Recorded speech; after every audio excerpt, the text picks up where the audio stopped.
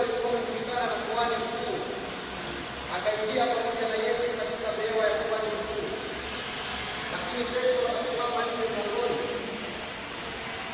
Basi yule kijakazi aliyekuwa anangoja mlangoni akamwambia Petro,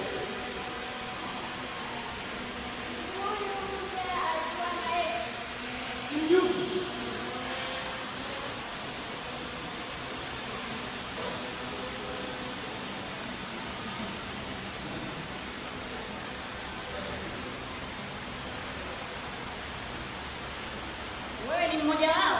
Wewe nenda zako, sijui hata unachosema. jogoo akawika. Bwana akageuka na kumtazama Petro, na wale watumwa na watumishi walikuwa wamesimama nyumbani wakaa, ilikuwa baridi, wakawa wakiunga moto. Basi kuhani mkuu akamuuliza Yesu habari za mafundisho yake, habari za wanafunzi wake.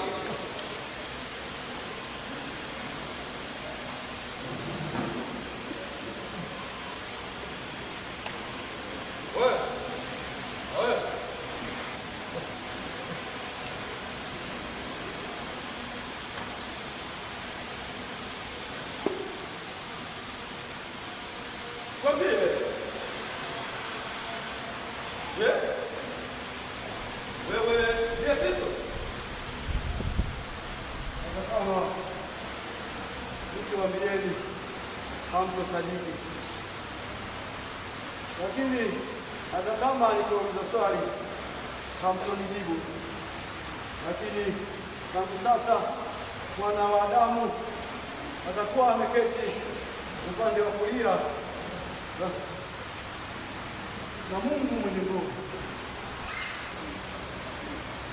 Ndiyo wewe wasema.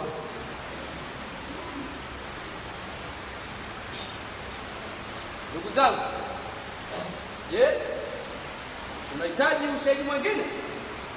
Kwa maana sisi mwenyewe tukimsikia akisema kwa mdomo wake, kama ni hivyo tutampeleka kwa Pilato. Wewe na wewe ukamateni.